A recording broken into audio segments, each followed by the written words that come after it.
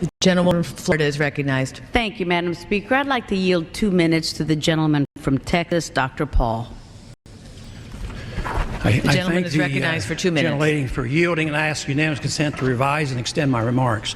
Without objection.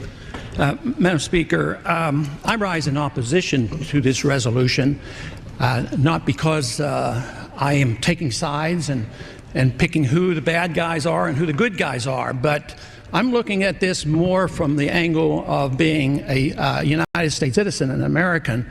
And I think resolutions like this really do us great harm.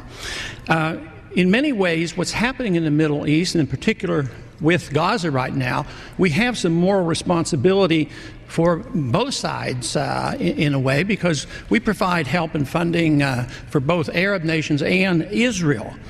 And so we definitely have a moral responsibility, and especially now today, the weapons being used to kill so many Palestinians are American weapons, and American funds essentially are being used for this.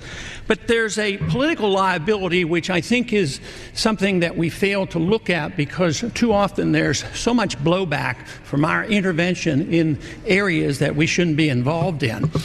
You know, Hamas, if you look at the history, you'll find out that Hamas was encouraged and really started by Israel, because they wanted Hamas to counteract Yasser Arafat. You say, yeah, that was better then and served its purpose, but we didn't want Hamas to do this.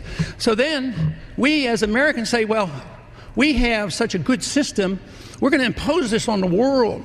We're going to invade Iraq and teach people how to be Democrats. We want free elections. So we encourage the Palestinians to have a free election. They do, and they elect Hamas. So we first indirectly and directly through Israel help establish Hamas. Then we have election. Then Hamas becomes dominant, so we have to kill them. You know, it just doesn't make sense. During the 80s, you know, we were allied with Osama bin Laden. And we were contending with the Soviets. It was at that time our CIA thought it was good if we radicalized the Muslim world.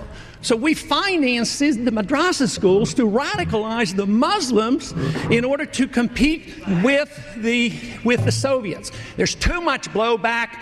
There's a lot of reasons why we should oppose this resolution. It is not in the interest of the United States. It's not in the interest of Israel either.